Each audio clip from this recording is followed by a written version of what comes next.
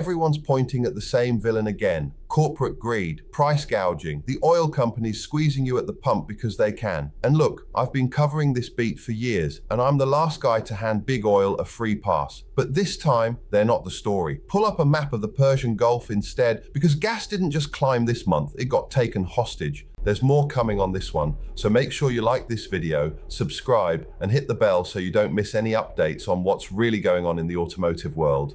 Here's what's going on. As of July 15th, 2026, the national average for regular gas hit right around $3.30 a gallon. That's up roughly 14.5% in a single month.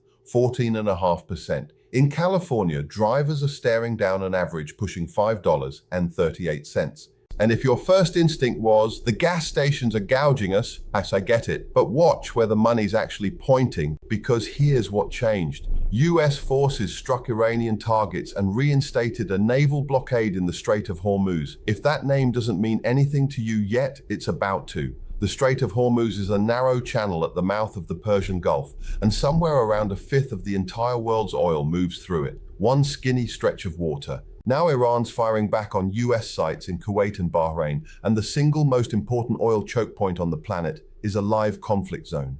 You don't need a degree in economics to see what that does to a barrel of crude. And that's just war front number one, because at the same time, and this is the part the morning news clips keep glossing over, Ukrainian drone strikes have hammered Russian refining capacity so hard that Russian gasoline output has dropped to about 65% of its normal seasonal level. So the second largest exporter on Earth is pumping out a third less fuel than it should be right now. Two war fronts, two supply shocks at the same time. That's not a coincidence at the pump. That's a collision. Now here's the receipt that ties the whole thing shut. OPEC, the oil cartel, the group everybody loves to blame, just cut its own 2026 demand growth forecast by about 200,000 barrels a day. Think about what that means. If this spike were really about greedy producers cranking the price on rising demand, the cartel would be forecasting more thirst for oil, not less.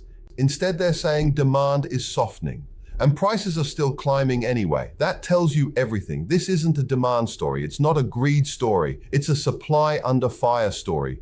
So what does that mean for you, for your actual budget this week? It means every extra dollar you're handing over at the pump right now is a geopolitics tax, not a corporate one. When you fill up the minivan and it costs $15-20 more than it did last month, that money isn't vanishing into some executive's bonus. It's the price of 2 shooting wars showing up in your fuel tank. And that distinction isn't just trivia, it's the difference between a spike that fades in a few weeks and one that grips you all summer long. If you thought this was just the usual summer price creep, think again. Now connect the dots, because here's the uncomfortable part. There is nothing you can do at your kitchen table to insulate your family car from a blockade 7,000 miles away. You can drive less, you can shop the cheapest station in town, you can air up your tires and baby the throttle, and the Strait of Hormuz doesn't care. Your fuel budget is now wired directly into decisions made by military commanders in the Gulf and drone operators over Russia. That's the quiet part. The loud part, your single most predictable monthly expense just became one of your least predictable, and not one lever of it sits in your hands. And this is where the politicians come running, because a spike like this is a gift to them. So let me steelman it, because they'll have a point buried in there. Supporters of a windfall profits tax or a price cap will say, look, when prices jump this fast, somebody's profiteering and government should step in to protect families. And yes, in plenty of past spikes, there was real gouging worth chasing down. That part's fair. But here's the problem. A windfall tax does absolutely nothing about a naval blockade in the Persian Gulf. A price cap doesn't refill a bombed-out Russian refinery. You cannot legislate crude back through a contested strait. So when a politician stands up this month and swears they'll fix your gas prices, what they're really offering you is a show. The cause is on 2 battlefields. The solution is a press release. That's not a fix, that's theater. So here's the bottom line. Gas didn't spike because the station on your corner got greedy overnight. It spiked because the 2 arteries feeding global fuel supply are both bleeding at the same time, the Strait of Hormuz and Russia's refineries. And here's your one concrete move today. Watch the price of crude oil, not the sign at the pump.